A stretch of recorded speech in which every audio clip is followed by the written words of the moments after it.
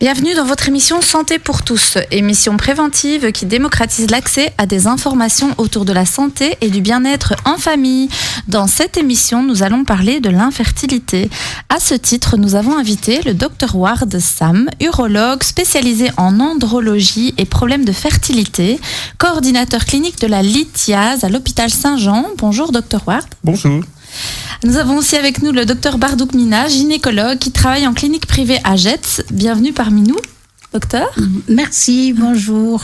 Nous avons également avec nous et qui va nous rejoindre à distance dans quelques instants Madame Zina Hamzaoui qui est sage-femme et sexologue clinicienne.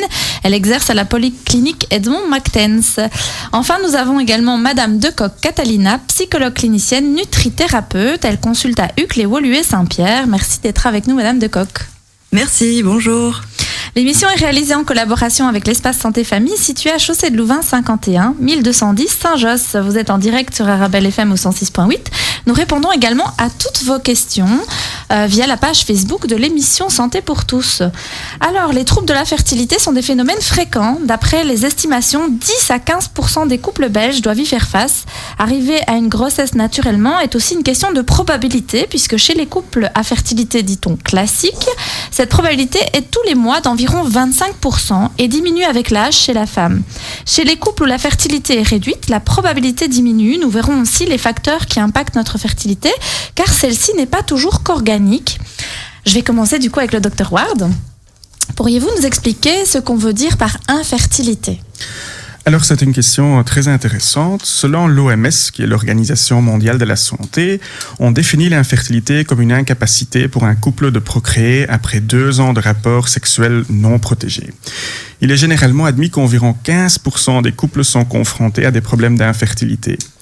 La définition de l'OMS, elle est plus stricte que celle que nous utilisons dans nos pratiques quotidiennes, où l'on parle d'une infertilité dans un couple de moins de 35 ans après 12 mois de rapports non protégés, ou un couple de plus de 35 ans avec une incapacité à concevoir après 6 mois. En tout cas, l'infertilité, c'est un problème majeur de santé publique et représente un enjeu médical et scientifique important. Et je vous remercie de nous avoir invités aujourd'hui pour en parler. Oui, c'est très chouette. C'est un sujet qui touche beaucoup de monde. Docteur Bardouk, est-ce qu'il y a des causes gynécologiques liées à l'infertilité et quel va être alors le rôle de la gynécologue qui va accompagner la future maman ? Oui, il y a beaucoup de causes gynécologiques actuellement qui, à mon avis, augmentent encore plus. Et le rôle de gynéco, c'est franchement être le soutien et l'aide pour diagnostiquer ces causes. Donc, c'est franchement très, très important que les gens qui sont inquiets, les jeunes couples qui commencent à s'inquiéter, se dirigent vers sa gynécologue pour voir un peu détailler le diagnostic, voir d'autres causes et tout. Oui, il faut savoir s'il y a des maladies qui pourraient être il y a des maladies gynécologiques qui peuvent être à l'origine de l'infertilité. Je pense par exemple l'endométriose ou... Oui. En fait, il y a beaucoup. La plupart du temps, les jeunes couples, quand ils arrivent, ils sont déjà stressés. Ils ont déjà plutôt à pas attendre 2 ans ou pas parce que notre contexte culturel fait que le couple il est vite interpellé par les parents, les grands-parents et tout, comme quoi il n'y a pas déjà des enfants après déjà même pas 6 mois. On les fait culpabiliser. On les culpabilise, il y a ce stress qui apparaît déjà et le couple quand il arrive, ils sont déjà stressés. Et alors le gynécologue commence d'abord par mettre en route certaines analyses pour un peu conforter, voir un peu le domaine, mais quelquefois déjà on voit le couple, on voit un peu qu'il y a un problème d'obésité, par exemple chez notre population maghrébine qui est très très très grave. Pas tous, Pas tous, mais il y a beaucoup, heureusement, mais on voit de plus en plus des jeunes que déjà rien qu'au voir le couple, on sait qu'il y a un problème de poids. Plus il y a un problème aussi d'autres maladies, donc l'endométriose. Le poids peut avoir un impact aussi sur la fertilité. La fertilité, le poids, il est la cause de beaucoup de cas. Et puis il y a l'endométriose et ça, il y a une fréquence très importante de l'endométriose qui atteint les jeunes et même les femmes qui ont des enfants, ils souffrent énormément d'endométriose. Donc ça, c'est des causes les plus importantes, mais il y a d'autres. Ok, on en parlera tout à l'heure. Madame Decoq, peut-on dire que parfois l'infertilité est liée à des blocages psychologiques ? Est-ce qu'il y a parfois des couples qui rencontrent des soucis de fertilité alors qu'il n'y a pas vraiment de problème organique ? Oui, tout à fait. En fait, les problèmes psychologiques sont toujours présents quand les couples désirent absolument un enfant à une période de leur couple. Donc après 10 ans de mariage, ils veulent absolument un bébé, ils n'y arrivent pas. Et donc du coup, ils font une obsession autour de ça. Après, ils font les check-up organiques pour voir si tout se passe bien et aucun des deux n'ont des problèmes spécifiques. Et donc, ils se posent plein de questions. Et du coup, il y a plein de problèmes de couple qui arrivent. Du coup, ils commencent à consulter une psychologue pour faire un suivi. Parce que souvent, ils ont des espoirs, des désespoirs, des attentes. Et donc, souvent, ça a créé des conflits entre eux. Et après, les psychologues sont là vraiment pour les accompagner, essayer de comprendre à quel point c'est important pour eux d'avoir un enfant. Et voir s'il n'y a pas d'autres problèmes à côté, parce que parfois il y a des problèmes nutritionnels. Enfin, comme j'ai 2 casquettes, je suis psychologue et nutrithérapeute. Je sais que j'ai des confrères qui travaillent seulement avec ce type de problématiques, et en résolvant des problèmes alimentaires, en changeant leurs habitudes alimentaires et en résolvant les carences qu'ils ont, parfois ça peut aider les femmes à procréer plus facilement aussi. Ah oui, donc l'alimentation aussi a un impact décidément. Nous, ces derniers temps, on a fait des émissions. À chaque fois, on avait des personnes qui nous parlaient de l'alimentation. Ouais. Donc même l'alimentation peut avoir un impact sur la fertilité. Tout à fait. Ouais. Et ça a été prouvé, ça a été testé. Donc moi, ce que j'ai remarqué aussi, parce que je suis aussi psychologue, mais bon, voilà, dans le contexte familial, etc. Mais quand je reçois des couples, parfois, je remarque qu'il y a aussi des blocages intrapsychiques, par exemple, où consciemment, la personne veut des enfants, mais inconsciemment, il arrive aussi qu'elle n'en veuille pas et que parce qu'elle a des blessures ou des mauvais souvenirs de son enfance. Est-ce que vous avez déjà pu remarquer ce genre de choses ? Parfois, ça peut être lié à l'enfance, où la personne a été battue, où elle a eu des problèmes avec ses parents. Donc parfois, c'est des choses inconscientes qui sont là. Donc il faut essayer de voir ce qui s'est passé dans l'inconscience et qu'est-ce qui s'est passé surtout comme souffrance dans le passé, et voir si ça peut avoir l'impact aujourd'hui dans le fait d'avoir des enfants. Donc en fait le passé est très important, et évidemment tout ce qui est intrapsychique, parfois il faut faire appel à des gens qui travaillent l'hypnose ou d'autres types d'alternatives. Ok. Alors, je retourne vers le docteur Ward. Est-ce que la génétique ou l'environnement joue un rôle dans l'infertilité ? Oui, les causes d'infertilité, ils sont nombreux et multifactoriels. Il faut savoir que 30% des infertilités restent inexpliquées et près de 40% ont des causes incertaines. Mais en tout cas, la génétique joue un rôle important. La recherche des causes génétiques, d'ailleurs, doit faire partie du bilan d'exploration du couple infertile. On sait, par exemple, que les anomalies chromosomiques peuvent avoir un impact majeur sur la fertilité. Et donc, en routine, actuellement, un karyotype est défini chez les couples infertiles.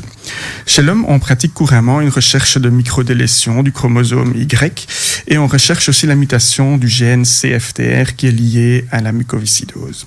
Chez la femme, comme déjà mentionné, on va aussi définir un karyotype, et on recherche aussi des mutations du gène FRM1 qui est lié au syndrome X fragile. C'est une maladie génétique rare associée à une déficience intellectuelle légère, on va dire.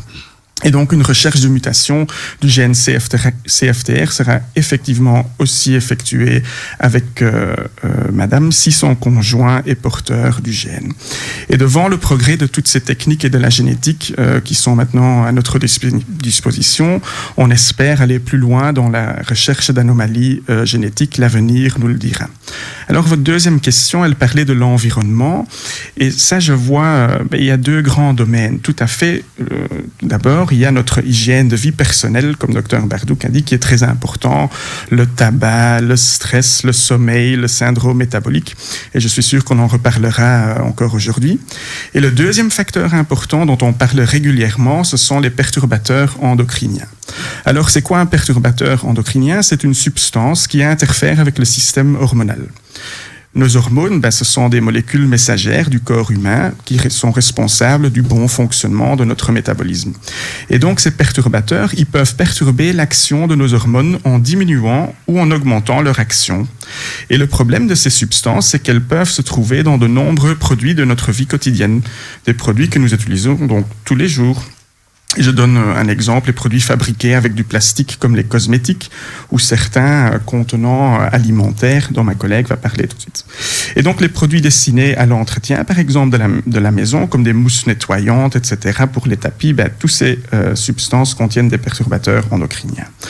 On trouve aussi dans les polluants, comme la fumée des cigarettes ou dans certains pesticides, des perturbateurs. Et jusqu'à présent, on n'a pas encore de vrai lien de cause à effet scientifiquement prouvé, mais on sait qu'il y a un lien avec l'infertilité.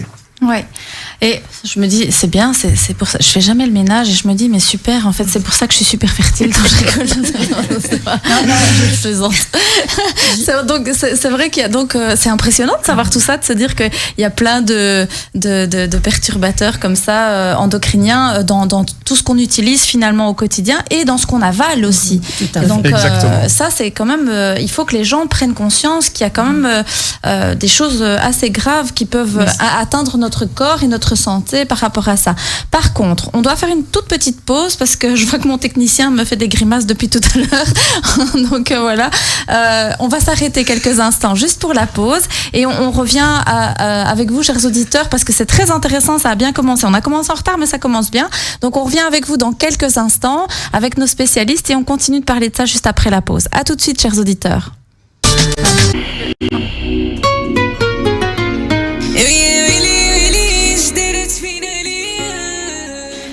Vous êtes de retour dans votre émission Santé pour tous. Donc voilà, alors c'est pas notre petite musique d'habitude, je suis complètement perturbée. Donc on la cherche, ça va aller. Donc chers auditeurs, aujourd'hui c'est un peu freestyle, mais c'est pas grave, on a quand même nos spécialistes qui sont là et eux, leur cerveau est avec nous. Donc du coup, on peut continuer notre émission.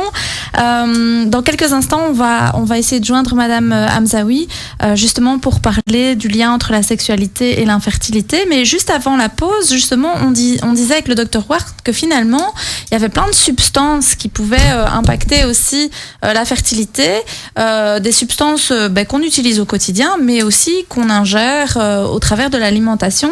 Et donc, voilà, c'était quand même assez intéressant. Moi, je voulais revenir vers le Dr Bardouch. De votre côté, comment vous faites aussi pour poser le diagnostic quand il y a une infertilité? En fait, le diagnostic, quand le couple arrive, déjà, la plupart du temps, c'est la femme qui est la première qui arrive. Maintenant, je suis heureuse parce qu'il y a de plus en plus de couples qui arrivent ensemble. Ça me fait plaisir. Ouais. Là, donc l'interrogatoire est très important, de demander un peu le passé des gens, parce qu'on trouve toujours dans notre population marocaine qu'il y a beaucoup de diabète. Donc ça nous oriente vers une pathologie par rapport à une autre. Parce que comme je dis que le diabète, c'est un des facteurs métaboliques qui peuvent perturber aussi la fertilité, c'est les descendantes. Et ça, comme je vais revenir pour ça, il faut savoir qu'actuellement, ce qu'on parlait, c'est que notre mode alimentaire, il a changé beaucoup la fertilité. Donc si on sent qu'il y a de plus en plus de problèmes d'avoir des enfants, c'est lié à notre mode alimentaire. Il faut comprendre que nous, les médecins, on est affrontés maintenant à avoir des jeunes qui ont en avant leurs règles, donc une puberté très très précoce est liée à tous ces perturbateurs endocriniens que le docteur a dit et qu'on confirme actuellement. Notre façon de manger, la malbouffe actuellement, notre façon de décaler, de manger tout ce qui est gras et tout, perturbe énormément notre poids, qui perturbe énormément notre fertilité. Comme par exemple les hommes, on trouve encore plus de problèmes de sperme perturbés liés au fait de leur mode aussi. Ils fument de plus en plus. J'ai des catégories des gens qui fument le chicha, qui est l'un des facteurs qui détruit le spermatozoïde actuellement et que je me bats énormément contre ça. Les gens ne savent pas ça, que la chicha ou que même un petit joint de temps en temps ou que même la cigarette peut avoir un impact sur la qualité du sperme. Et c'est ça le problème actuellement, c'est que les gens croient que le médecin peut tout trouver, mais leur base de leur traitement, c'est la base. Ils doivent prendre soin d'eux d'abord. Ils doivent prendre la maman quand elle a un enfant, quand elle voit qu'il prend du poids, qu'il mange des hamburgers pleins de crasse, elle doit savoir qu'elle est responsable de ses enfants. Donc si on veut des petits enfants le lendemain, il faut penser dès la jeunesse aux enfants, leur façon de manger. Je ne vais pas dire que le bio il est à la portée de tout le monde, mais on peut manger méditerranéen. Tous les médecins préconisent de manger méditerranéen, d'avoir une hygiène de vie, d'éviter tout ce qui est soda, parce qu'on inclut le soda actuellement dans tout ce qui est autisme pour les nouveau-nés. Donc les mamans qui boivent du soda en excès, on a constaté qu'il y a beaucoup d'autistes liés à ça. l'infertilité, comme je dis, l'un des femmes, monsieur l'urologue bien est d'accord avec moi, donc tout ce qui est la sédentarité, on voit que la plupart des gens se déplacent avec des voitures, avec des chaises chauffantes. Il n'y a pas pire qui détruit la spermatozoïde que la sédentarité, les chaises. Oui, donc il faut bouger, quoi. Il faut avoir une activité physique. Il faut avoir une hygiène. Il faut avoir une hygiène, parce que le diagnostic, c'est facile, mais moi, je pense que toutes les mamans aussi, aujourd'hui, je suis là, c'est pour informer les mamans qui doivent être conscientes depuis le départ que doivent donner pas du poison aux nourritures des enfants, mais donner une hygiène alimentaire, une façon de faire une activité, d'être active, d'être mobile et pas d'être devant une télé, un ordinateur, parce que ça, c'est l'avenir.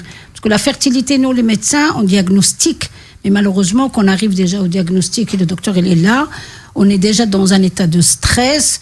Dire à une maman, à un jeune couple, vous avez des problèmes parce que vous avez mal mangé, c'est très pénible pour nous, les médecins. Mais il faut être réaliste, il faut dire, voilà, il y a un problème de poids, il y a un problème de notre façon de vivre qui retentit non seulement sur notre éducation pour plus tard, mais sur notre fertilité et sur l'avenir de nos enfants. Et donc, il faut que les hommes savent que au lieu de se déplacer avec une voiture chauffante, il faut qu'ils marchent un peu, il faut arrêter les cigarettes, il faut que les mamans faire un exercice physique. Les mamans doivent, au lieu méditerranéen, ça a toujours un bon tagine, n'a jamais fait du mal à personne. Mais ça c'est sûr. Par contre, manger des hamburgers, manger des facilités, parce que c'est plus facile d'acheter ça, des repas préparés plutôt que de faire un bon repas. Et c'est ça ce qu'on paye actuellement à cause de ça, qu'on a beaucoup de couples stériles. Et que, bon, vous allez me dire que la stérilité existe, mais on a des solutions, mais malheureusement pénibles, du point de vue psychologique, du point de vue moral, parce que ces gens, on va leur donner une technologie, doivent être surveillés. Et des prises de sang déjà. Oui, c'est lourd, hein. On va voir ça, toutes les techniques de fécondation. Alors que la base, et les parents savent que la base des choses, c'est quand on est responsable des enfants depuis le départ, on apprend une hygiène alimentaire, une hygiène de vie. On ne garde pas les enfants devant la télé à détruire leur santé, à manger n'importe quoi, les fast-food, les rapides, les trucs. C'est comme ça qu'on arrive à demain à ne plus avoir des enfants en bonne forme et des adultes sains. Oui. Alors, j'entends que Madame Hamzaoui est en ligne avec nous. Vous m'entendez? Zina, vous m'entendez? Oui, je m'entends. Ah, voilà, super. Merci d'être avec nous. Je voulais vous poser une question. Est-ce qu'il y a un lien entre la sexualité et l'infertilité? Tout à fait. Et en tout cas, il peut y en avoir, pas dans tous les cas. Donc, c'est aussi pour ça que c'est hyper important quand on reçoit un couple qui est dans une démarche de procréation, de venir chercher des informations pour concevoir un bébé, de vraiment, on va dire, détailler notre anamnèse, donc la série de questions médicales qu'on va leur poser, parce que parfois, il y a des couples qui se retrouvent dans des trajets de PMA, donc de procréation médicalement assistée, alors qu'en fait, quand on creuse un peu, on trouve vraiment des problèmes d'origine sexuelle, vraiment au niveau pratico-pratique. Donc, ça peut être des problèmes de vaginisme, donc là où le couple ne peut pas du tout avoir de pénétration lors de l'acte sexuel. Ça peut être des problèmes de dysfonction érectile ou d'éjaculation précoce. Et du coup, il s'agit vraiment de détecter cela le plus tôt possible et effectivement vraiment de mettre en place tout un travail de prévention plutôt que de guérison, parce qu'on sait que les gros problèmes, en fait, le gros frein dans la prise en charge de la fertilité, c'est le temps. Qui joue un peu contre le couple, et du coup plus tôt ceci est mis en place et plus on donne de chance au couple d'arriver à répondre à leur désir d'enfant. Et comment on fait alors du coup, quel est l'impact de ce fameux désir d'enfant lorsqu'il est inassouvi, mais sur la sexualité du couple? Alors, je pense qu'il faut distinguer aussi le désir d'enfant du besoin d'enfanter. C'est une chose qui est assez subtile, mais parfois, il y en a qui vraiment mettent cette attente-là, cet objectif-là comme leur unique objectif de vie, oubliant qu'avant d'être un potentiel couple parental, il s'agit d'être un couple conjugal, et donc voir un petit peu déjà comment va ce couple et comment vont finalement chacun des individus vraiment séparément. Parce qu'effectivement, si l'objectif de leur vie est uniquement de devenir parents, Si la vie fait que cet objectif n'est pas atteignable pour des raisons de santé, on va dire, comme ce qui vient d'être expliqué par les différents médecins, il peut y avoir de grosses difficultés au niveau du couple, avec un gros problème d'estime de soi ou de confiance en soi au niveau du conjoint qui est concerné par le problème de fertilité, sachant que dans un tiers des cas, en fait, il y a différents chiffres qui reviennent par rapport au problème de fertilité. Dans un tiers des cas, on dit que c'est une cause féminine, dans un tiers des cas, c'est une cause masculine, et dans un tiers des cas, c'est une cause mixte, ou inconnue, ça dépend comment on se positionne, mais c'est pas aussi facile que ça, et très souvent, quand on a un problème de fertilité dans un couple, les femmes ont beaucoup plus tendance à aller consulter les premières, en se disant c'est de ma faute si on n'arrive pas à avoir un enfant, alors que du coup, ça fait perdre du temps, parce que parfois, ça peut être une cause masculine, et donc, peut-être qu'entamer les démarches des deux côtés, ça permet aussi de voir l'implication des deux conjoints. Et c'est toujours triste de voir des femmes venir seules en consultation en disant voilà, on veut avoir un bébé mais on n'y arrive pas, donc je viens. Et souvent quand je demande voilà, où est votre compagnon finalement dans tout ce processus, elles disent j'ai préféré d'abord faire les démarches seule pour un peu voir ce que je pouvais faire à mon échelle. Et donc c'est un peu revoir la dynamique de couple qui justement questionne beaucoup de choses sur ce projet de devenir parent. Parce que parfois aussi ça peut être un projet uniquement d'ordre féminin. On le voit par exemple parfois avec dans des cas on va dire de nouveaux couples, de remariage, où l'homme a déjà eu des enfants dans une précédente union, et voilà, la femme qui se retrouve mariée plus tardivement, on va dire vers 35-40 ans, qui veut absolument avoir un enfant alors que l'homme n'est pas forcément du même avis. Donc c'est pour ça qu'il faut vraiment recevoir les gens en couple et questionner sur ce désir d'enfant à deux et pas plutôt qu'en individuel. Oui, c'est ça, c'est ce que disait un peu Dr Partouk aussi tout à l'heure, c'est que souvent ce sont les femmes qui viennent seules. On a de plus en plus de couples, enfin de personnes qui viennent à deux consulter. Et ça, c'est plus chouette quand ils viennent à deux, parce que là, on voit que le désir est porté par les deux personnes. Et donc, voilà, maintenant, moi, il y a aussi une question que je me posais, et après, je vais vous libérer, parce que je sais que, voilà, on vous a fait attendre comme on avait du retard, mais juste une question, si par exemple, il n'y en a qu'un des deux qui a des problèmes de fertilité, et que l'autre n'a pas de souci de fertilité, comment ça se passe du coup dans le couple? Comment ça se passe dans la sexualité et dans le couple? Si par exemple c'est vraiment un problème de fertilité qui a été diagnostiqué uniquement chez la femme ou uniquement chez l'homme, je pense que l'autre conjoint doit apprendre à accepter justement son époux, son épouse dans son entièreté, avec ses forces et ses faiblesses entre guillemets, et des choses qu'on ne décide pas. Une femme qui devient stérile, on va dire plus jeune que l'âge attendu, elle a rien demandé pour ça. Alors oui, on entend bien qu'il y a tout l'impact des perturbateurs endocriniens, du rythme de vie, de la sédentarité, etc. Mais ça, souvent, c'est des éléments dont on nous a parlé que très tardivement. Et du coup, aujourd'hui, on ne sait pas revenir sur le passé. Donc, on ne peut pas venir changer des éléments qui ont déjà eu lieu. Et donc, à part être bienveillant, être doux et douce et justement soutenir notre conjoint dans cette difficulté que lui, on va dire, soumet la vie, je pense que c'est on va dire la plus belle des choses qu'on puisse finalement ça devient une preuve d'amour de dire ok, finalement on pourra peut-être pas concevoir un enfant ensemble, mais toi tu n'y peux rien, tu n'as pas choisi ça, et donc je t'accepte comme tu es. Donc là c'est vrai que la thérapie, que la psychothérapie ou vraiment une thérapie de couple peuvent être tout à fait bénéfiques pour un petit peu mettre de l'ordre dans toutes ces émotions que le couple va ressentir, bon gré mal gré. C'est-à-dire que c'est vraiment des choses qui nous échappent, et quand ce sont des choses sur lesquelles on n'a pas de contrôle, faut savoir travailler l'acceptation.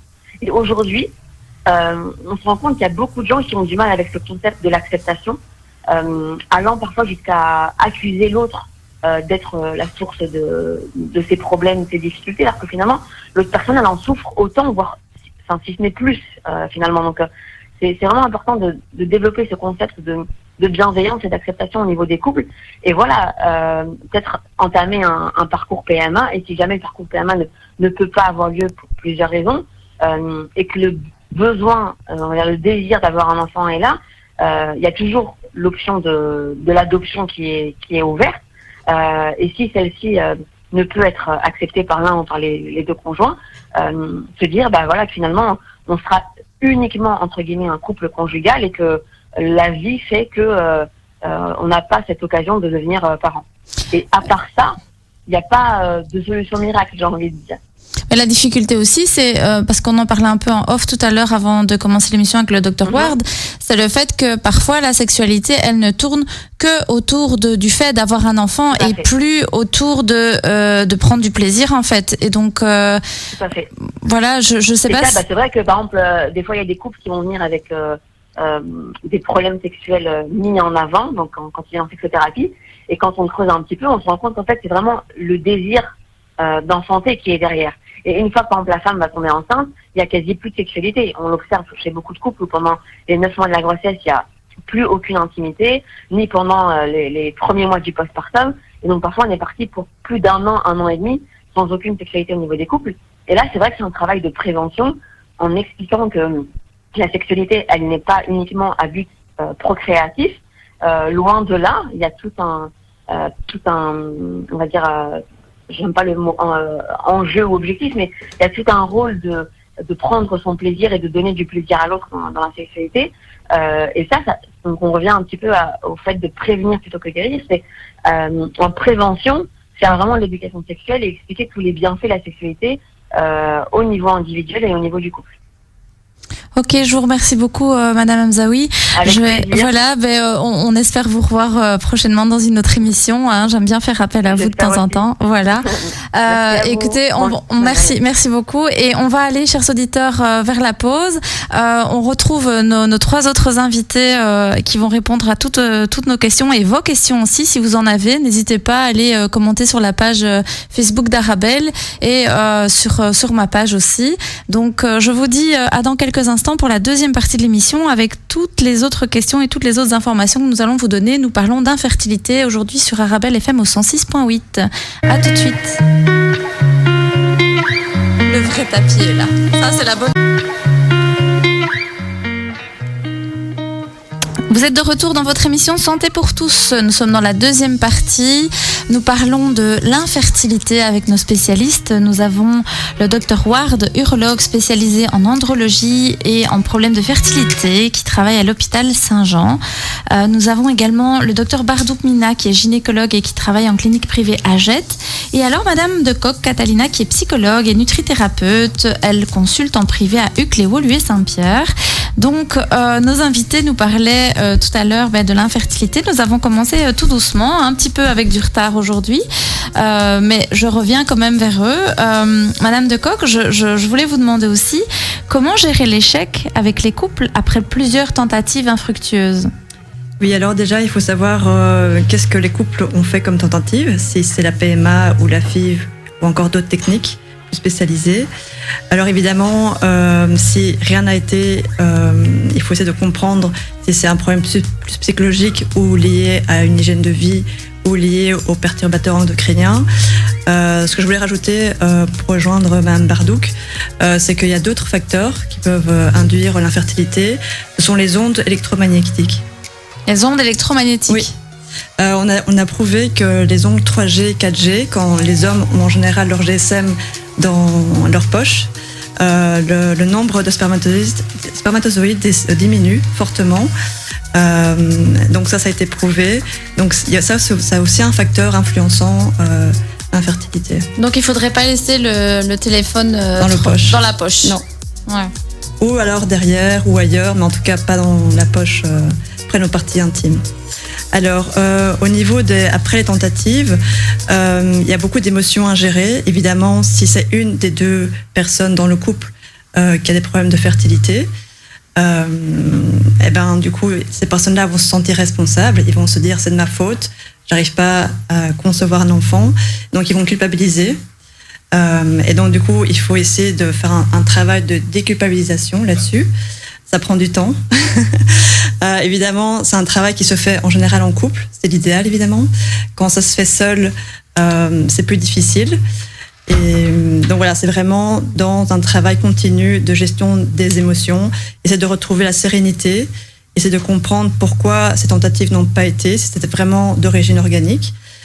et ensuite voir s'il y a la possibilité de trouver des alternatives pour se soigner, non seulement psychologiquement, mais après, voir s'il y a d'autres alternatives, comme l'adoption, comme Madame l'avait mentionné. Du coup, vous rejoignez un petit peu ce que Zina Hamzaoui disait, dans le sens où, voilà, le fait que c'est chouette aussi de pouvoir y aller en couple, que c'est important de faire cette démarche ensemble. Donc, quand il y a un désir d'enfant, on y va, mais ensemble.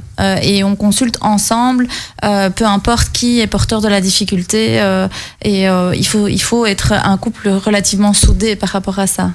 Tout à fait. Et en fait, ce qu'il faut faire, c'est qu'il faut essayer de rétablir la communication entre eux, rétablir un dialogue.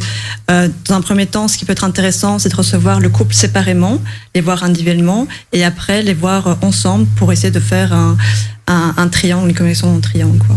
Ok. Je vais revenir vers le Dr Ward, puisque tout à l'heure, on a Dr Bardouk nous a expliqué un petit peu comment on posait les diagnostics, mais du coup, chez vous, comment les tests sont effectués et qu'est-ce qui permet de diagnostiquer l'infertilité ? Question très intéressante. Et en fait, le bilan primaire, il est simple. Comme Dr Bardouk disait, un interrogatoire avec les antécédents du patient qu'on va combiner avec un examen clinique. Et durant cet interrogatoire, on va vérifier si le patient a vécu ou subi des interventions chirurgicales. On pense par exemple à une cure de hernie inguinale ou une cure de testicules non descendus à la naissance, ce qu'on appelle, nous, une cryptorchidie. On va aussi vérifier les antécédents médicaux. On pense tout d'abord au traitement oncologique, chimiothérapie, radiothérapie que le patient a pu avoir, tous des antécédents qui peuvent avoir un impact sur la fertilité aujourd'hui. Durant l'examen clinique, on va s'assurer que le patient, qu'il a bien 2 testicules palpables qui se trouvent dans le scrotum et qui sont de bonne taille. Et on vérifie bien sûr la présence des canaux éjaculatoires. Et vous seriez étonné de voir combien d'anomalies on peut distinguer avec ces simples 2 gestes. En tout cas, cela nous offre déjà une vue globale sur la situation du patient. Le deuxième test que nous proposons alors, c'est un spermogramme. Il est important de retenir que la qualité du sperme, elle est fort variable et qu'en conséquence, nous n'allons pas prendre de décision sur base d'un seul spermogramme.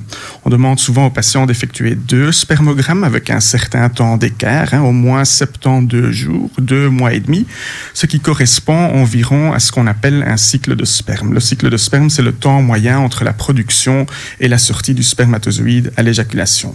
Et donc, avec le spermogramme, on vérifie la qualité du sperme et plusieurs paramètres sont importants. Par exemple, la quantité, la mobilité, la morphologie et aussi éventuellement la présence d'une infection.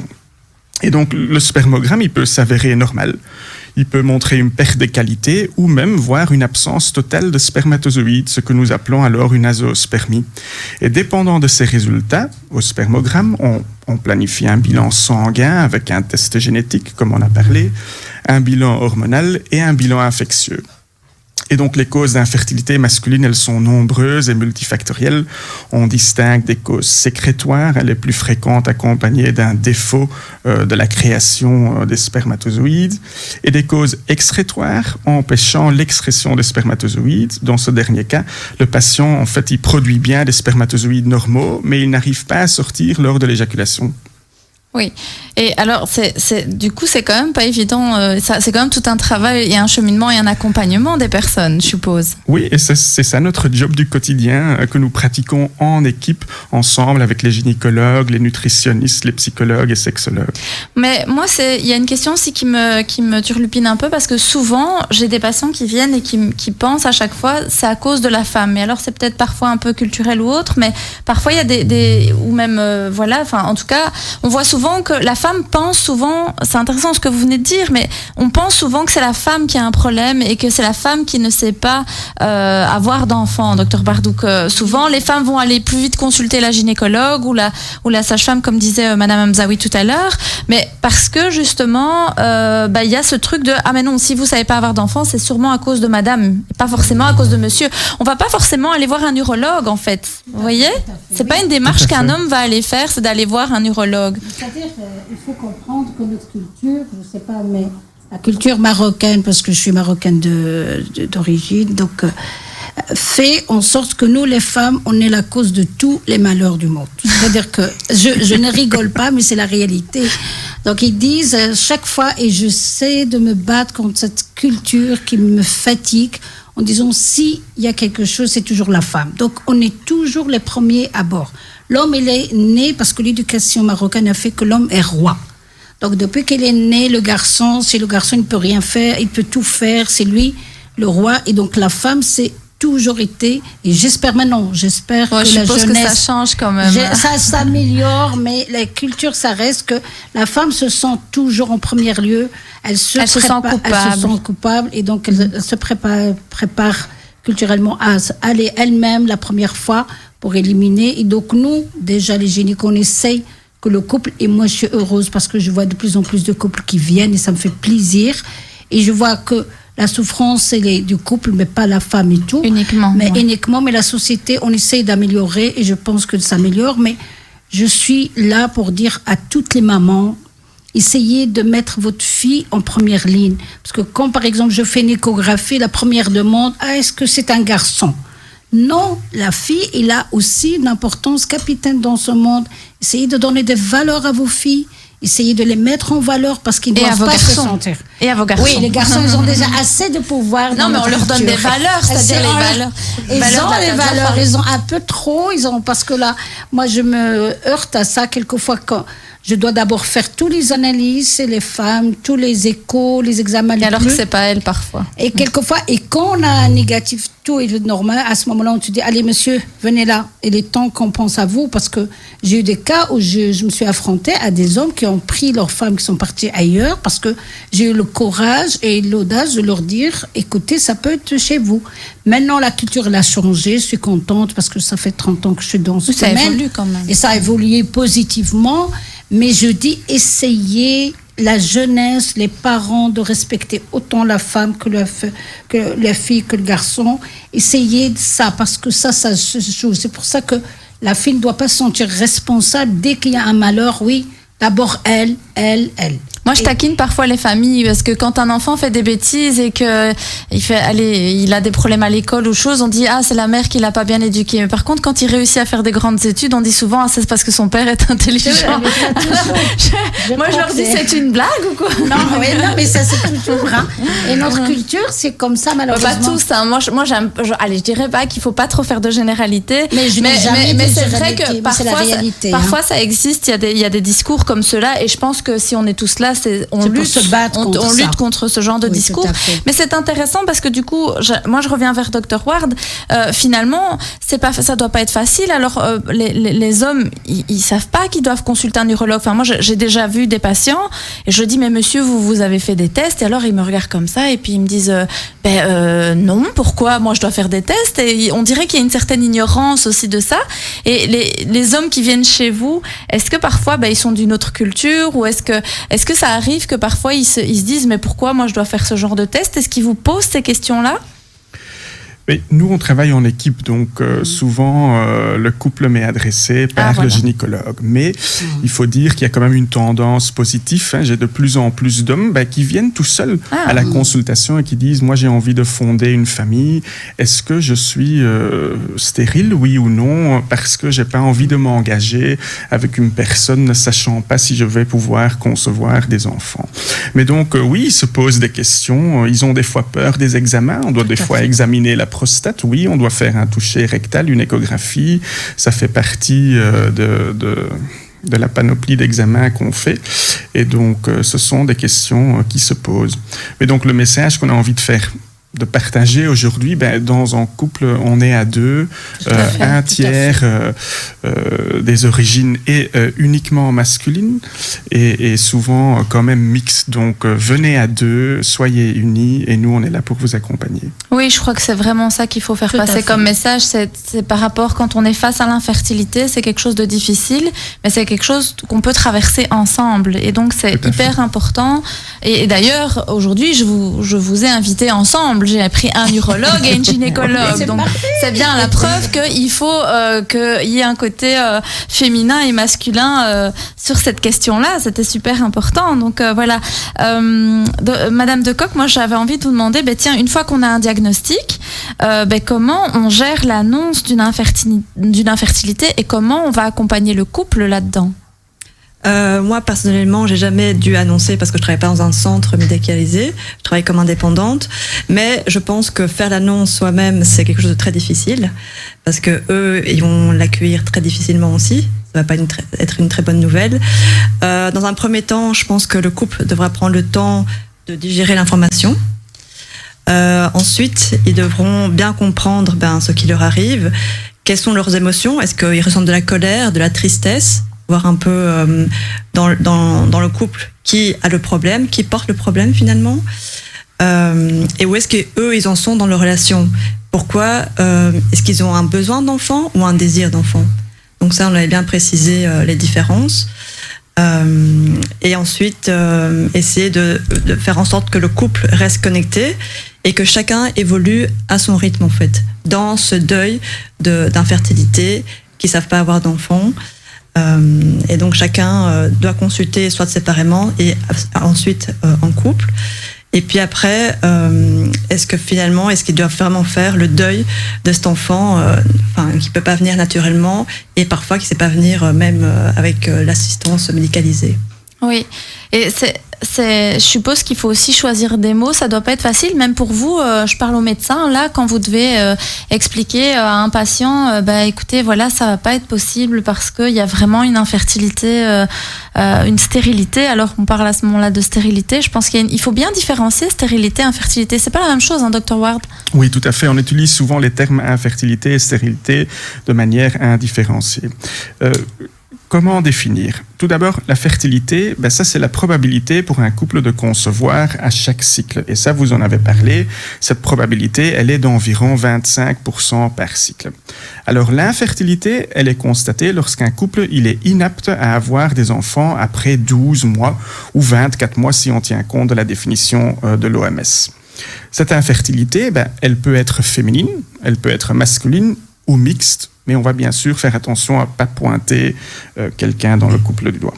La conséquence de cette infertilité, c'est qu'il faudra attendre plusieurs mois, voire même des années, avant de réussir à concevoir un enfant. Et si cette possibilité n'arrive jamais, alors se pose la question de la stérilité du couple. Et donc, le symptôme principal de l'infertilité, on va dire, c'est l'absence de grossesse. Et les causes d'infertilité, on en a parlé, elles varient. La stérilité, par contre, ça, c'est l'incapacité pour un individu ou un couple à concevoir naturellement un enfant. Concrètement, on passe de l'infertilité à la stérilité du couple lorsque les chances d'obtenir d'une grossesse spontanée tombent à 0. Et dans ce cas-là, il y a une impossibilité totale d'obtenir une grossesse spontanée. Mais il faudra donc se tourner vers un traitement de procréation médicalement assisté, ce qu'on appelle la PMA.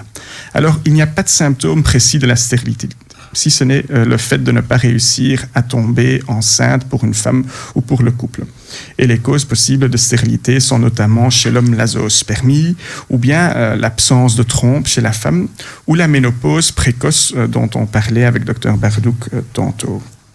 Aujourd'hui, le développement des traitements de procréation médicalement assistée fait qu'il est très rare de se trouver face à une situation de stérilité certaine. C'est pour cette raison qu'on préfère parler d'infertilité du couple, y compris dans des situations qui pourraient indiquer une stérilité. Oui, et donc du coup, pour la pose du diagnostic, comme je disais, comment vous adressez? Peut-être je me retourne vers le docteur Bardouc pour expliquer que il y a une grosse infertilité ou alors qu'il y a presque, on peut parler de stérilité. Comment vous expliquez ça aux patients? Mais déjà les gens, moi je pense que le couple quand il arrive, il sait déjà qu'il y a un problème. Hein. Les gens qui n'ont pas de problème, ils ne viennent pas. Et je sais que déjà ils sont en détresse. Ils viennent eux-mêmes poser la question, disant voilà, ça fait longtemps qu'on est mariés, on aimerait bien avoir des enfants et tout, donc ils le savent. Et nous, notre rôle, c'est de dire voilà, il y a un problème, on va trouver le problème d'où ça vient. Est-ce que de la femme, de l'homme, on fait des analyses chez la femme, donc on commence par prise de sang, par examen des trompes, et puis on demande le sperme du mari. Et donc, c'est comme ça qu'on dit, parce qu'ils le savent, nous, ils viennent avec un diagnostic. Vous expliquez les résultats, mais vous expliquez avec des mots clairs. Eux, ils viennent déjà avec une demande, ils savent qu'il y a un problème qui ne va pas. Ah oui. Et donc, quand ils viennent, ils sont là devant un fait que la famille, tout le monde se demande comment sa cousine s'est mariée, elle a 3 enfants, un enfant, elle n'a rien. Donc, ils sont en détresse, ils savent déjà dans leur tête qu'il y a un problème. Donc, notre objectif, c'est d'avoir, est-ce que c'est un problème très grave qu'on ne peut pas trouver de solution, ou c'est simplement, il faut détailler, il faut aller voir d'où ça vient. Et moi, je vois que le couple, ils sont très solidaires et je suis vraiment enchantée de voir actuellement. Ils savent, ils viennent en couple, on fait des analyses. Le mari, même si au début, ils sont réticents au niveau de sperme et tout, ils sont prêts, ils font des analyses. Et donc, on oriente le problème où il vient, à quel niveau il vient. Et donc, on essaye, parce que le centre de PMA, comme dit le docteur, ils sont très compétents, ils ont tout le matériel nécessaire et tout. Donc, tous les centres universitaires sont très, très bien pour ça. Mais il faut d'abord qu'on essaye, nous, le médecin de première ligne, d'essayer de leur donner confiance, de leur dire qu'il y a beaucoup de possibilités et que toutes ces possibilités sont à leur portée. Donc nous, la femme qui arrive à 41 ans, il faut vraiment accélérer les choses. La femme qui a 26 ans, qui vient de se marier, que toute la famille est déjà excitée parce qu'elle n'a pas encore d'enfant, on essaye de calmer le jeu en disant attendez, même si votre cousine, c'est un autre problème. C'est la belle famille. Ceux qui téléphonent du Maroc et alors il n'y a pas encore d'enfant, c'est la cousine, la voisine. Donc on doit se battre contre ce contexte culturel qui est très très difficile à faire. Oui, c'est vrai que parfois ils demandent ça. Moi, je me souviens aussi que j'avais elle est dans la belle famille de ma sœur qui me disait ta sœur elle veut pas sait pas avoir d'enfants. J'ai dit non mais elle en veut pas maintenant, elle a envie de profiter de son mari, laisse-la tranquille. Ah non mais ça n'existe pas chez nous. Hein, elle profite un peu et puis peut-être dans 1 an ou 2, elle est jeune, laisse-la un peu s'amuser avec son mari, c'est bon là. Mais non, et non, ça c'est non. Dès que tu te maries, tu dois avoir un enfant. Mais ça c'est rigolo quand même. Tout à fait, parce que maintenant je pense qu'il y a un contexte encore plus grave depuis le Covid. Encore les enfants, les personnes, ils ont encore besoin d'avoir ces enfants. Et même si j'ai des jeunes qui veulent avoir profité un peu de leur mariage, mais non, déjà le contexte, la mère, la belle-mère, ceux du Maroc, ceux de voisines, tout le monde demande.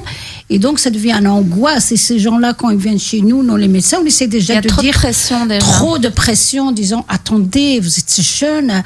Moi j'avais il y a pas longtemps un couple, et il y a 6 mois, elle a déjà été à la Z, elle a été déjà, alors que prenez le temps. Apprendre à se connaître aussi, c'est important. On en parlera peut-être après la pause avec Madame de Cock aussi. Tout à fait. Parce que c'est vrai que c'est une rencontre aussi. Hein, tout à fait. Un couple, quand ça se forme, déjà nous les psys, on dit si tu tiens bon pendant 2 ans, il y a moyen que ça dure. Mais je veux dire, c'est déjà pas facile. 2 ans, se mettre en couple, c'est déjà pas facile. Il y a toute une construction, ça prend du temps. Et puis après, le désir d'enfant arrive. Et c'est vrai que ça prend du temps. Et parfois, on est dans une société où on veut tout vite et tout avoir maintenant, là tout de suite. Oui, tout à fait, la jeunesse. Alors que, oui, tout à fait. parfois, il faut prendre un tout petit peu plus de temps. Alors, on va discuter de ça avec Madame de Cock juste après la pause. On s'arrête vraiment 1 ou 2 minutes et on revient vers vous, chers auditeurs. N'hésitez pas à nous adresser vos questions via la page Facebook. Donc, je vous dis à tout de suite, chers auditeurs, dans Santé pour tous.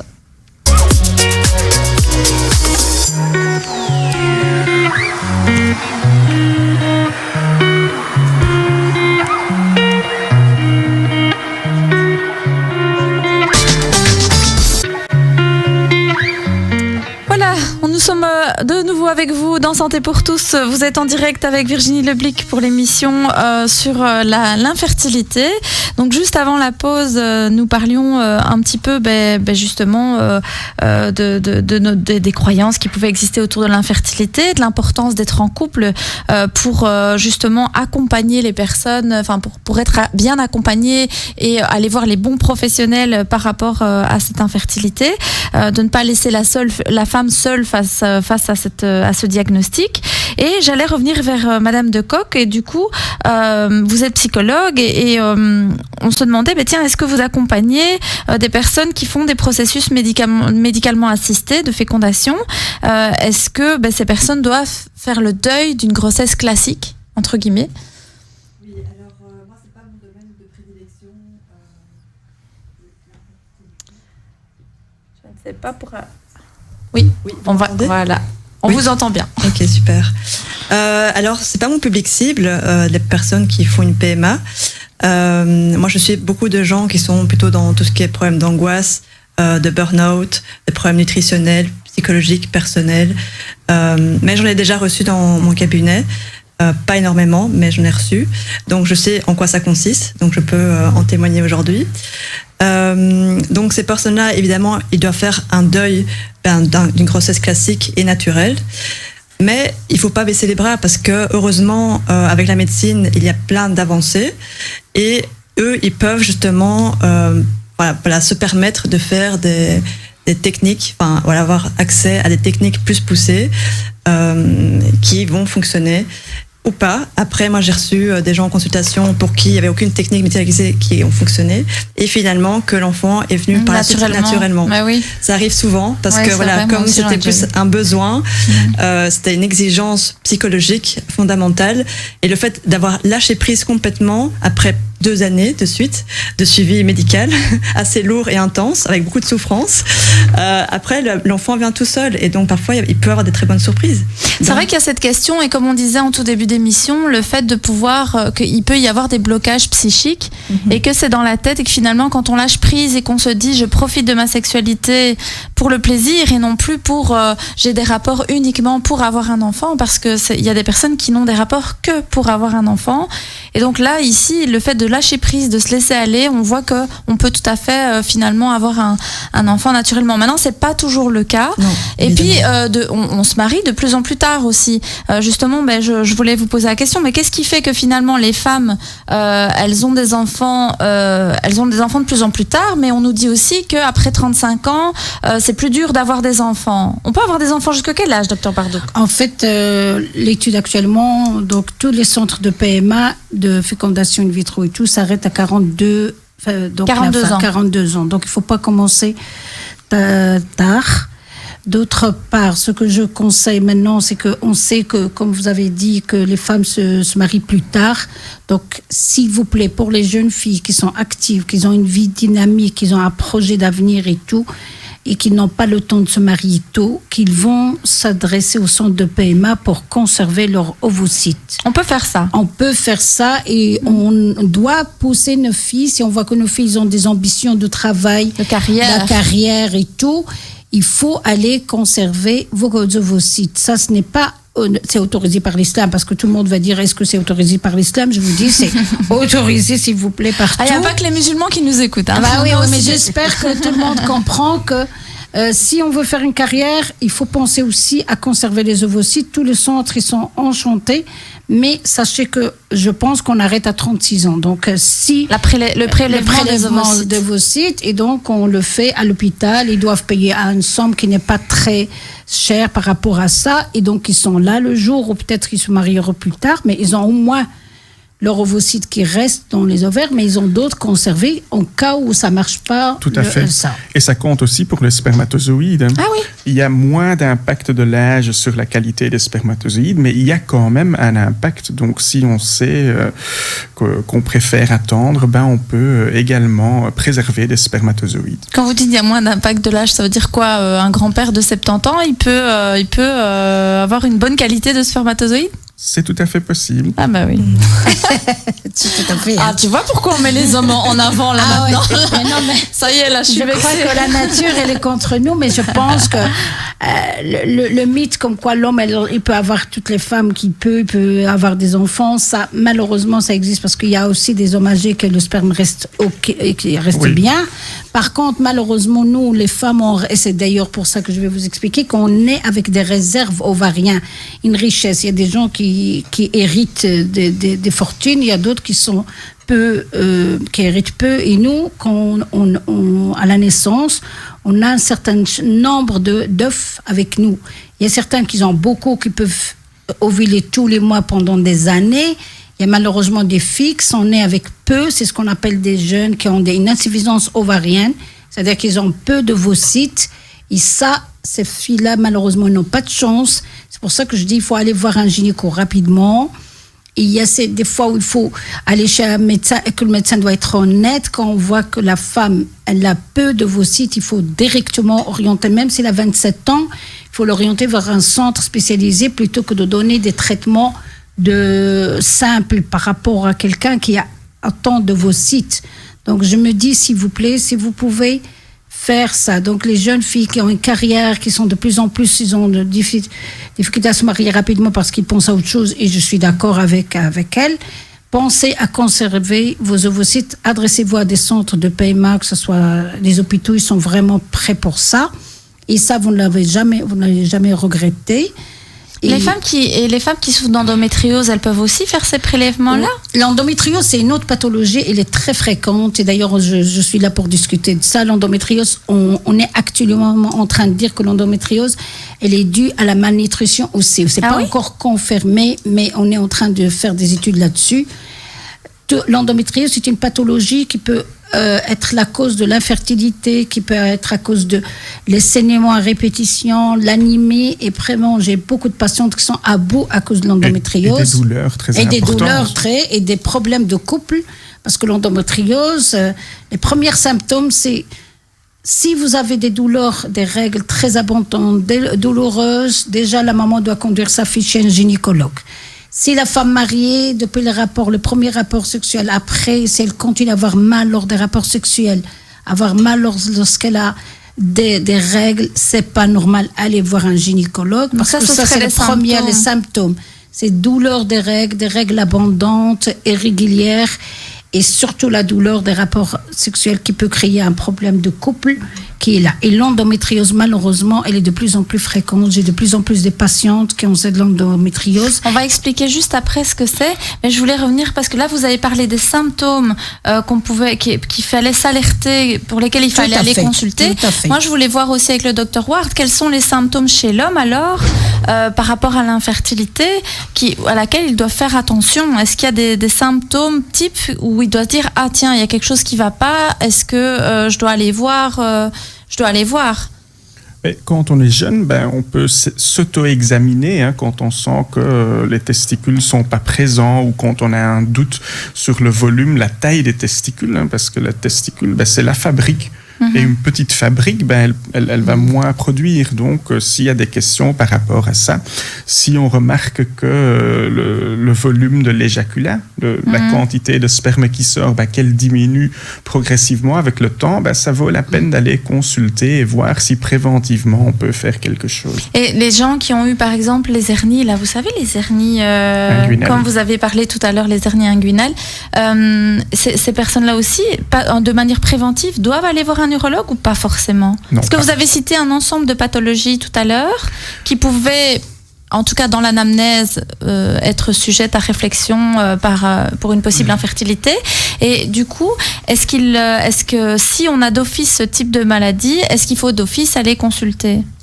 Certainement les patients qui ont une cryptorchidie. Donc, quand le testicule n'est pas descendu avant l'âge de 2 ans, ça c'est entre guillemets une urgence médicale. Donc, on opère l'enfant avant l'âge de 2 ans et on met en place les 2 testicules en bas dans le sac scrotal. Sinon, on sait qu'on risque d'avoir des problèmes de fertilité, possibles problèmes de fertilité. Et malheureusement, on voit encore au quotidien des enfants de 9 ans, 10 ans, 15 ans, arriver au cabinet avec qu'un testicule en place. Oui. Et donc, on se pose la question, c'est quand même dommage parce qu'on est passé auprès du médecin ou du médecin traitant ou du pédiatre, ou même d'autres urologues, parce que ces enfants-là, ils ont bénéficié d'une circoncision et quand même, on n'a pas vérifié si les testicules étaient en place, et c'est dommage. Donc ça, c'est quelque chose que nous, on fait classiquement quand un enfant veut se faire circoncire, on vérifie immédiatement si les 2 testicules sont en place. Donc, quand on a bénéficié de ce genre d'intervention, c'est important à l'âge de 18 ans de passer auprès de l'urologue et de faire un bilan de fertilité. Si on voit à ce moment-là que la qualité du sperme n'est pas optimale, alors on va déjà proposer à ces jeunes hommes de préserver du sperme et de le garder. Ah oui, donc du coup, on peut le faire dans les 2 cas. Et les mamans doivent être prudentes quand l'enfant est né, quand il est petit, quand on lave un enfant. Surtout si un garçon doit être vraiment prudent de savoir qu'il y a les 2 testicules. Et s'il y a un problème, la maman, moi j'ai beaucoup de patientes qui étaient chez les médecins qui ne les ont pas écoutés, mais ils ont insisté. Et finalement, on a trouvé que les testicules, il y avait un qui est abdominal, alors que ce n'est pas indiqué. Un testicule abdominal, il est à la température de 37 degrés, donc ça veut dire que toutes les cellules germinales vont être détruites. Donc il faut aller vite consultez vite, insistez. Si le premier médecin ne vous écoute pas, allez chez un autre, prenez votre enfant chez un autre médecin en disant il y a un des parents problème. qui ne posent pas de questions aussi. Il y a des parents qui ne font même pas attention. Oui, voilà. Et je pense qu'il faut examiner vos enfants. Par manque d'informations, et c'est pour ça qu'on organise des programmes comme aujourd'hui, donc informant nos collègues. Oui, et du coup je reviens sur l'endométriose. Juste peut-être nous expliquer pour les auditeurs, parce que tout le monde ne connaît pas l'endométriose. C'est quoi l'endométriose ? Le problème, c'est d'expliquer. C'est ça, parce que nous, on ne va pas expliquer scientifiquement, parce qu'on s'adresse à des gens que on ne va pas leur expliquer médicalement, mais il faut savoir que l'endométriose, c'est une partie d'une muqueuse qui ne devait pas, qui au cours de la migration, n'était pas arrivée à sa destination. Donc, c'est une partie de la muqueuse qui se met quelque part d'autre, sauf au niveau de l'utérus, la cavité où se forment les règles. Cette cavité, elle est faite par une muqueuse qui saigne tous les 28 jours. Et certaines patientes, cette muqueuse migre quelque part. C'est quelque chose qu'on a en plus et qui ne doit pas être là, c'est ça ? Qui ne doit pas être là, qui n'est pas dans sa position normale. Il y a de l'endométriose au niveau de l'utérus. Donc, l'utérus, à l'intérieur de l'utérus. Et ça, à la rigueur, avec des examens, on peut bien diagnostiquer ça. Mais il y a de l'endométriose en dehors de l'utérus. Moi, j'ai une patiente qui a été voir un problème des hémorroïdes, de douleur, ils ont fait des lavements et tout ça, alors il avait simplement l'endométriose rectale. Donc c'est des muqueuses qui peuvent être partout, mais qu'on ne peut pas beaucoup diagnostiquer, alors que la femme souffre de douleur. Donc c'est très douloureux, c'est très douloureux, et le diagnostic est très difficile si on n'écoute pas vraiment la patiente. Donc il faut faire attention à ce que la patiente vient vous raconter. Parce que quand la patiente arrive, elle n'arrive pas par plaisir. Ces gens-là, ils ont souffert, ils ont mal, ils n'arrivent pas à expliquer. Quand on explique au mari qu'on a mal lors de faire des rapports, c'est rare que le mari accepte. Quand on a mal, on n'a pas, nous les médecins, on n'a pas beaucoup d'éléments parce qu'on peut faire la prise de sang, ça se voit pas au niveau de la prise de sang. L'échographie, il faut vraiment être attentif, aller demander une résonance, mais la résonance magnétique, il faut orienter le diagnostic. Et donc le diagnostic, en fait, c'était un diagnostic par laparoscopie, mais on va pas dire à madame, vous avez mal, on va faire l'opération. Non, faut un diagnostic d'élimination. Donc on va essayer de donner petit à petit les médicaments, essayer d'aller pour trouver lequel médicament, parce qu'il faut traiter par un type de médicament qui convient pendant un certain moment, mais après ça convient pas parce que tout médicament a des conséquences. Donc on donne des progestatifs pendant un certain moment, mais après la femme devient un peu dépressive, sec. Il y a d'autres effets secondaires. Donc l'endométriose est une pathologie un peu lourde. D'abord, elle peut être au niveau de stérilité, mais en plus même après, quand la femme elle a des enfants, c'est un problème de femme qui est très très difficile à gérer. Et c'est pour ça que maintenant je dis, et peut-être que le docteur il est d'accord avec moi, l'endométriose, on vient de constater que tout ce qu'on mange, tout ce que notre mode alimentaire peut être la cause. C'est-à-dire, actuellement, on conseille que les gens mangent sainement, qui évitent tous les toxiques, qui sont les pesticides, qui sont la base de notre destruction de notre être humain, là. Il faut éviter ces pesticides et je pense qu'on peut inclure ça dans notre diagnostic d'endométriose. Donc, est-ce que c'est trop tard de changer notre vie ? Je pense pas. Donc, si on peut manger sainement, c'est la meilleure chose qu'on peut faire. C'est la meilleure chose qu'on peut faire pour notre corps. Alors, je vais revenir vers Madame De Cock juste après la petite pause, parce que là, on va s'arrêter juste 1 ou 2 minutes. On parlera plutôt de l'aspect psychologique de cette maladie, parce que c'est vrai que c'est une maladie qui est, comme vous le dites, assez lourde à porter. Donc, chers auditeurs, restez avec nous. Nous allons continuer à parler d'endométriose et nous allons parler aussi d'autres petits soucis que l'on peut rencontrer au niveau de l'infertilité. Voilà, vous êtes sur Arabelle FM au 106.8. Nous parlons d'infertilité dans Santé pour tous. Je vous dis à tout de suite.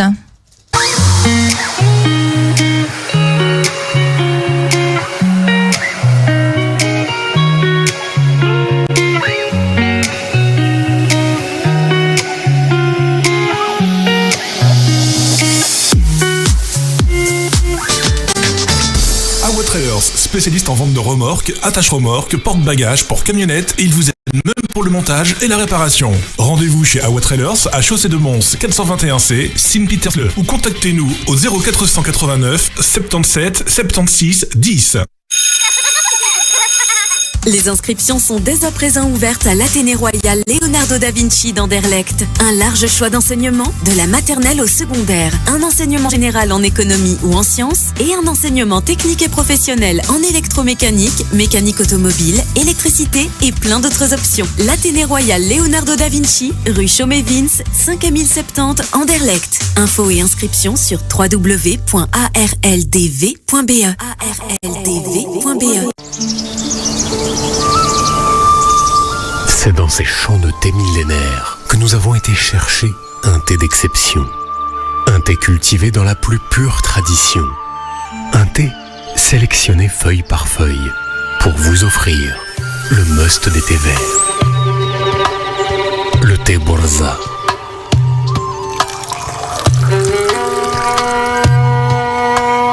Thé Borza, toute la saveur de l'originalité.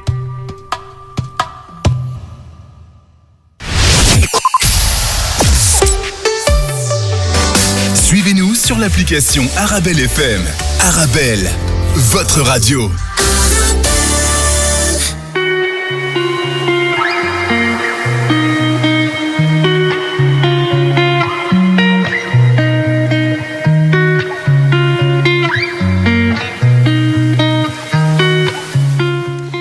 Nous sommes de retour en toute dernière ligne droite avec nos invités. Nous parlons d'infertilité. Juste avant la pause, nous avions commencé de parler d'endométriose avec le docteur Bardouc. Là, je revenais vers Madame Decoq pour savoir un petit peu, tiens, si vous accompagnez des personnes qui souffrent d'endométriose, quelles sont les conséquences aussi sur la santé psychique? Parce que le docteur Bardouc nous disait avant la pause que c'était une maladie quand même assez lourde, que ce soit dans le couple ou même que ce soit une fois quand on est maman, etc. Enfin, c'est quelque chose de très douloureux. Il faut vivre avec cette douleur. Et donc, voilà un petit peu comment on peut gérer ça au quotidien. Oui, tout à fait. Donc, dans un premier temps, l'endométriose, donc c'est une maladie physique. C'est beaucoup de souffrance physique, beaucoup de douleurs. Évidemment, cette douleur va avoir un impact psychologique sur le long terme. Donc, évidemment, ces personnes-là veulent éviter cette souffrance un maximum parce que c'est vraiment pas des moments agréables à vivre. Donc, le psychologue est là pour accompagner cette personne pour assumer cette maladie et voir s'il y a d'autres solutions, des alternatives pour se soigner. Après, moi, j'ai entendu des médicaments, de la chirurgie aussi, mais moi, grâce à ma casquette de nutrithérapeute, je peux octroyer des compléments alimentaires anti-inflammatoires qui peuvent parfois soulager ce genre de problèmes s'ils sont pas trop profonds. Ça marche pour certaines personnes, ça marche moins pour d'autres. Après, ce qui peut être intéressant, c'est faire des bilans sanguins, faire un bilan alimentaire, faire aussi un bilan général sur l'hygiène de vie de la personne. Et donc ça, c'est vraiment un accompagnement global et voir quelle est la cause vraiment réelle de l'endométriose. Et du coup, votre approche en tant que psychologue et nutrithérapeute, c'est une approche qui est très fort axée sur la nutrition et l'alimentation. Tout à fait. Et c'est ça que j'aime beaucoup dans mon job, c'est que j'ai vraiment les deux formations et j'adore jongler entre les deux. Et à chaque thérapie, chaque consultation, en fait, je jongle toujours avec les deux un maximum. Et en fait, je vois si les personnes sont ouvertes à parler de l'alimentation. Il y en a certains qui sont fermés, qui veulent rien savoir de ça. Donc, je m'axe vraiment sur le psychologique. Il y en a d'autres qui disent, ah oui, pourquoi pas? Je savais pas que, l'alimentation pouvait avoir un rôle sur le physique. Et je dis oui, évidemment. Nous allons tester et je vois si eux, ils sont partants pour tester, les compléments anti-inflammatoires. Oui, voilà. C'est très intéressant. C'est une autre approche thérapeutique que je connaissais moins, mais chez nous, à l'Espace Santé Famille, on a aussi un psychologue qui est biologiste, en fait. Et donc, il est hyper intéressé par la nutrition. Mais c'est vrai que ces dernières émissions, pourtant, c'était pas spécialement prévu, mais ce que je remarque, c'est qu'on parle énormément de l'alimentation et de son impact sur la santé physique et psychique, en fait. Même pas que physique, sur la santé mentale aussi, ça joue. Et donc ça, c'est vrai qu'on s'en rend pas toujours compte. Moi, je voulais revenir un petit peu du coup vers nos médecins, plutôt pour savoir quels sont les traitements et les techniques qui existent un petit peu pour traiter l'infertilité. Docteur Ward, est-ce qu'il y a un traitement qui existe pour lutter contre l'infertilité chez les hommes, par exemple ? Tout à fait. Donc, il y a des interventions et il y a des traitements. Les interventions, elles peuvent être chirurgicales ou elles peuvent être médicales. Tout dépend, bien sûr, du diagnostic et de la cause de l'infertilité.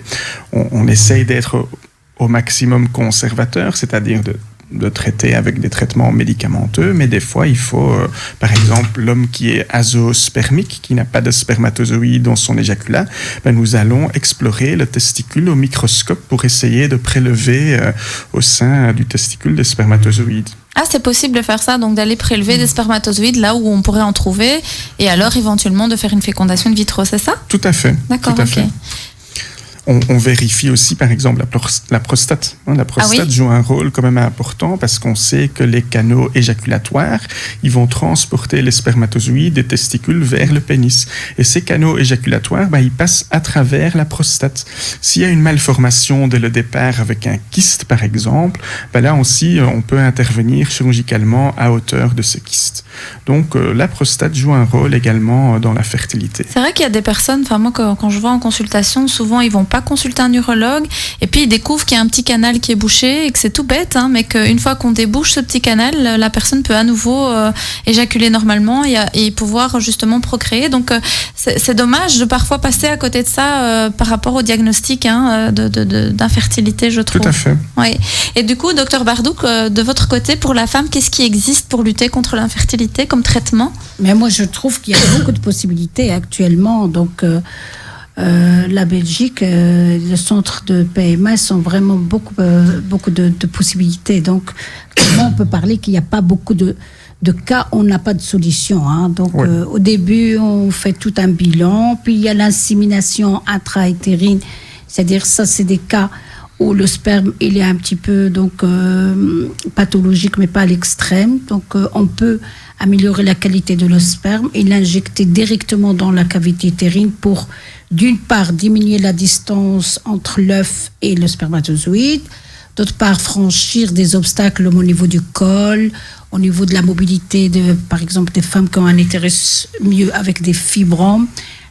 Donc, la migration des spermatozoïdes vers l'œuf, elle est un peu ralentie. Et donc, l'insémination, c'est une très bonne indication. Donc, la loi en Belgique autorise 6 inséminations qui sont prises en charge pour la mutuelle avant. Et donc, quand il n'y a pas les 6 inséminations, on fait les 6 inséminations que ça ne marche pas. Il y a aussi la fécondation. C'est quoi la fécondation ? Il y a 2 types de fécondation.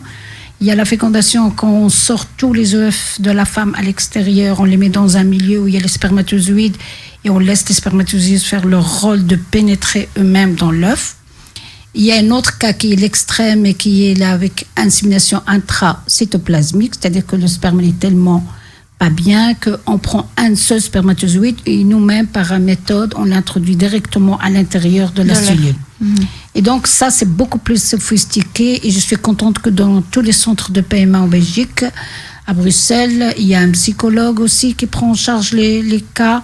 Ils sont bien, les patientes, ils sont vraiment bien. Elles sont bien accompagnées dans tout ce domaine. Et la technique, elle est beaucoup plus avancée. Mais ce qui est difficile, c'est que c'est quand même. Moi, j'ai mes patientes, elles me racontent que parfois elles doivent avoir des injections, elles doivent prendre des hormones en plus. C'est ça. Ça fait des changements d'humeur. Le parcours, est pas facile. C'est pour ça que je dis le parcours, la qualité de soins qu'on donne à ce couple, elle est là. Mais le parcours, il est lourd, plus le contexte de la dépression, parce qu'on n'arrive pas à passer, à être enceinte naturellement.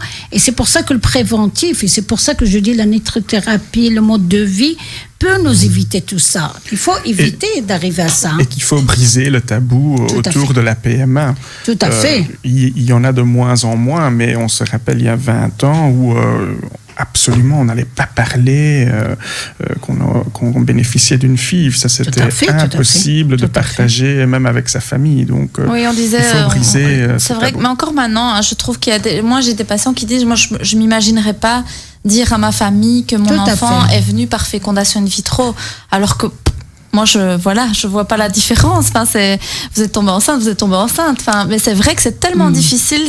C'est comme un échec. Et alors, on peut en parler avec Madame Bardouk. Mais est-ce que, par rapport à l'estime de soi, je n'ai peut-être pas été capable de donner naturellement un enfant ou de faire naturellement un enfant? Et pourtant, il y a rien de plus naturel, parce qu'une fois que le petit œuf il est dans le ventre, il grandit naturellement dans le ventre. Donc, enfin, dans l'utérus, dans le ventre, ça fait un peu bébé, ça. Mais je veux dire, c'est comme ça que j'explique à mes enfants. Bah oui. Mais, voilà, mais je veux dire dans l'utérus. Et donc, du coup, oui, est-ce que ça peut finalement vraiment avoir un impact sur l'estime de soi? Oui, tout à fait. En fait, quand on a envie de procréer et qu'on n'y arrive pas, évidemment, ça nous renvoie à notre estime de soi, ça nous renvoie à l'échec.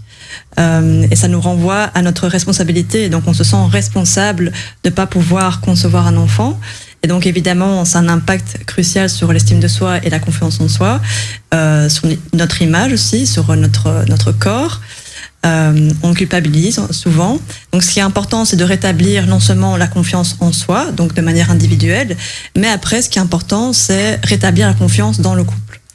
Donc ça, c'est fondamental, en fait. C'est individuel et puis c'est à deux. En couple, à deux. Oui. D'accord.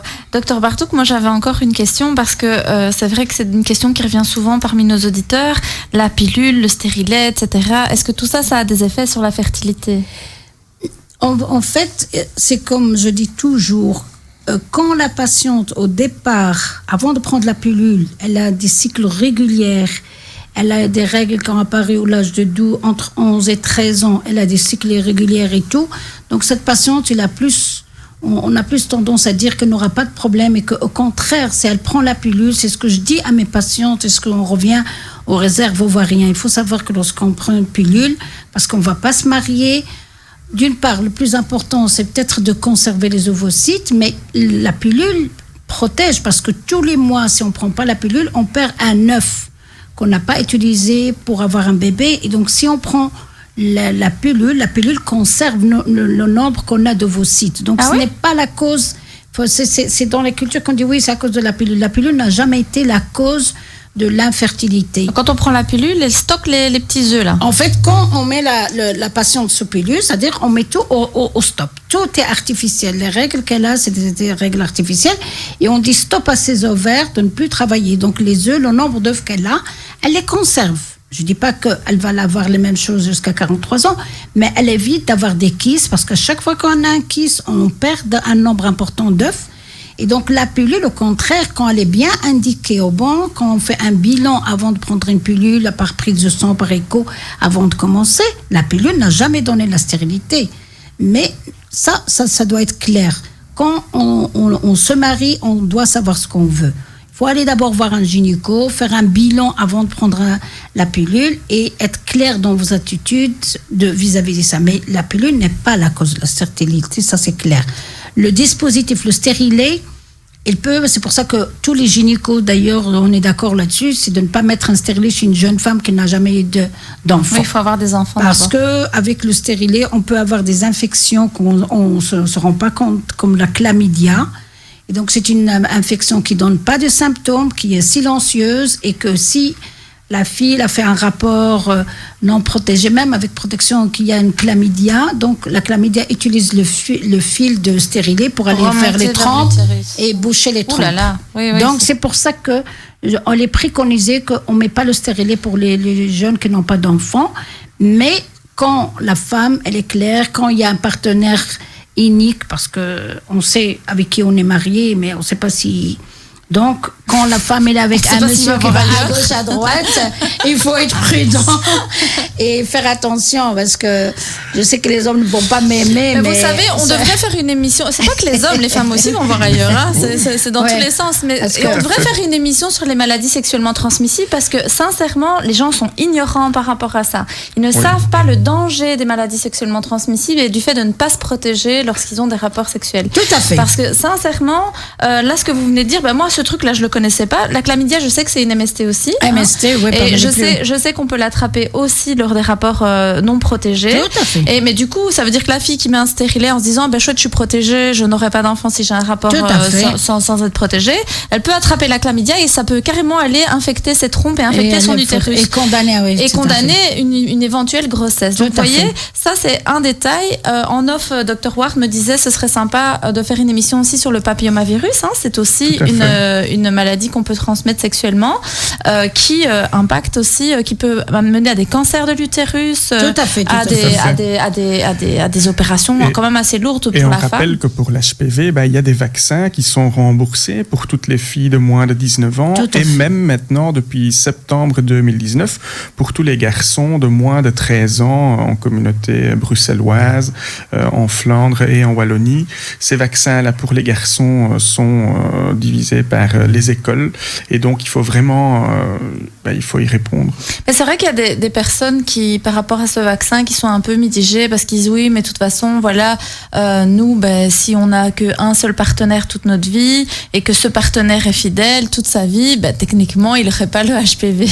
Donc voilà, mais après, voilà, oui, mais c'est matière à débat, mais ce serait intéressant de faire une émission sur le sujet parce que ça touche aussi, le HPV touche la fertilité, puisque quelqu'un qui contracte le HPV, vous venez de donner un exemple avec la chlamydia.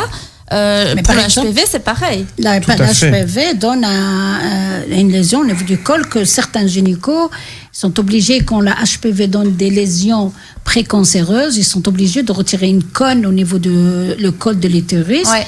Et ça peut donner une infertilité ou une menace d'accouchement prématuré. Donc tout ça, il a des conséquences graves. C'est pour ça que je dis, et merci de m'avoir averti de ça, que si on peut faire le vaccin chez les hommes, parce que c'est les hommes qui sont porteurs de HPV, qui va donner à la femme, si elle n'est pas consciente, d'ici 10 ans, 20 ans, un cancer du col.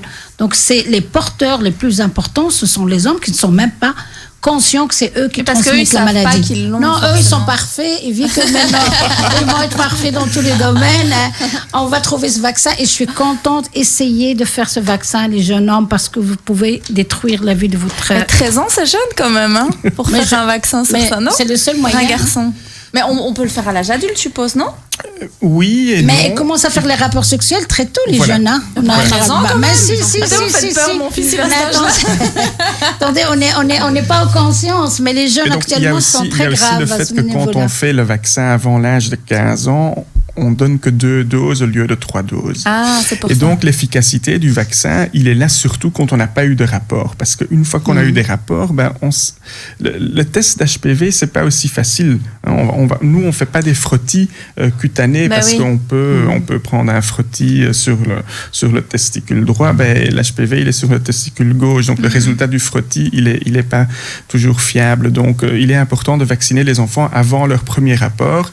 Et l'âge de 13-14 ans, c'est un très bon âge pour parler de la sexualité avec ses enfants, les filles qui ont leurs premières règles, les garçons qui commencent tout doucement à s'intéresser à certaines choses. Donc, c'est le bon moment, lors de l'administration de ce vaccin, de parler de prévention, de maladies sexuellement transmissibles, de sexualité, de fertilité. De toute façon, etc. Je pense qu'il faut parler de sexualité. Et surtout, il faut que les mamans, les papas doivent être conscients. C'est que la sexualité, elle est très, très précoce.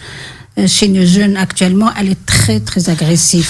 Mais je suis désolée, on ne veut pas accepter ça. Toutes les mamans ne veulent pas accepter. Pas que moi je dis pas ça, mais moi à 13 ans, c'est déjà trop tard à mon avis. Il faut avertir vos enfants entre 10 et 12 ans qu'il y a des problèmes parce que vous savez, avec ma jeune fille vient de m'expliquer que je m'excuse, je vais heurter les écouteurs, mais les films porno, nos jeunes apprennent leur sexualité par des films porno parce qu'ils sont le plus vus, c'est par les jeunes.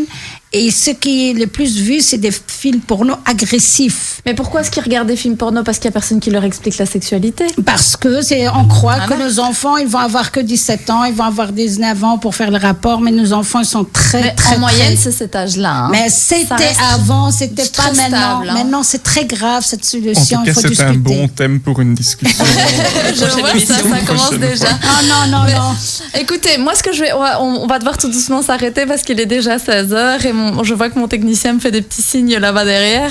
Alors, ce que j'ai envie de vous demander à tous, c'est un dernier petit conseil pour nos auditeurs. Qu'est-ce que, Madame Decoq, en tant que psychologue, qu'est-ce que vous pourriez conseiller à nos auditeurs face à l'infertilité? Alors, je pense que dans un premier temps, il faut jamais perdre espoir. Ça, c'est super important parce que les gens perdent vite, facilement espoir parce qu'ils sont tellement impatients aujourd'hui que voilà, ça pèse vite les bras. D'être suivi psychologiquement si ils en ressentent le besoin. Et après, se tourner vers les options des médecins qui sont là aussi pour un suivi médical pour éventuellement leur proposer une PMA, FIV ou autre chose. Oui, voilà, donc de ne pas hésiter à aller voir des spécialistes, quoi. Tout à fait. Ok. Madame Bardouk? Moi, je pense que surtout, si on est là aujourd'hui, c'est pour insister. C'est en avant. En avant, c'est insister sur les enfants entre 13 et 17 ans. Que ce soit le garçon, il faut le vacciner, il faut l'informer sur la sexualité, sur les maladies transmissibles. Pour les jeunes filles, évitez de prendre du poids, s'il vous plaît. la malbouffe, les pesticides, tout ce qui est toxique, tout ce qui est soda. Si on se bat contre ça, on améliore notre fertilité. Demander aux hommes de ne pas être tout le temps sur leur voiture avec des sièges chauffants parce que ça détruit les spermatozoïdes. L'urologue peut m'expliquer ça détruit les spermatozoïdes. Être actif, se battre contre la sédentarité, voir que nos enfants ils sont là, les informer et ne pas prendre les choses très tardives. Parce que quand on passe au centre de PMA, ça veut dire qu'on a l'avant qu'on n'a pas à gagner et c'est ça qui est dramatique. Les jeunes filles doivent pas se marier, ils doivent prendre une pilule ou ils doivent aller conserver les ovocytes. Parce que quand on conserve les ovocytes, on a le temps de respirer après. Pour les femmes, il faut savoir qu'à partir de 43 ans jusqu'à 45 ans, il y a possibilité de dons d'ovocytes. Et ces dons d'ovocytes, la religion, la plupart du temps, ils disent que c'est interdit, c'est par l'islam. L'islam, ils disent, parce que ce n'est pas encore bien clair dans la situation, mais en tout cas... les dons d'ovocytes, vous voulez dire? Les dons, c'est-à-dire prendre les œufs de quelqu'un d'autre. Ah oui, ça oui, en effet. Et puis, il y a possibilité d'être enceinte jusqu'à 50 ans en utilisant les œufs de quelqu'un d'autre. Et l'Espagne, elle est là pour ça. Fait, donc, mais en préventif, évitez les pesticides, la sédentarité, mangez correctement, faites manger vos enfants correctement, méditerranéens, évitez les sodas. Et comme dit madame qui a tout à fait raison, il y a beaucoup d'anti-inflammatoires comme le curcuma, le poivre, manger sainement. Ça aide même contre l'endométriose, mais ça c'est en avant. Donc entre 13, avant 13. Il faut faire ça quand on est petit. Oui. Et Dr Ward, quels sont vos conseils pour nos auditeurs? J'adhère à ce que mes collègues disent et j'ai juste envie de dire l'infertilité, c'est un parcours des fois difficile. N'oubliez pas, vous êtes à deux, vous pouvez vous soutenir les uns les autres et dans ce chemin, n'oubliez pas d'avoir du plaisir parce que ça aussi c'est important. On oublie souvent ça aussi. Voilà, chers auditeurs, je vous remercie beaucoup de nous avoir suivis. Encore désolée pour le retard. Je remercie aussi mes assistantes à l'Espace Santé Famille parce qu'elles terminent leur assistanat là cette semaine et elles ont préparé les dernières émissions que vous avez entendues. Donc j'espère que ces émissions vous ont plu. La semaine prochaine, nous allons parler du deuil périnatal et donc avec d'autres invités, d'autres spécialistes. Donc je vous donne rendez-vous samedi prochain de 14 à 16h dans Santé pour tous sur Arabelle FM. À très bientôt et bon week-end.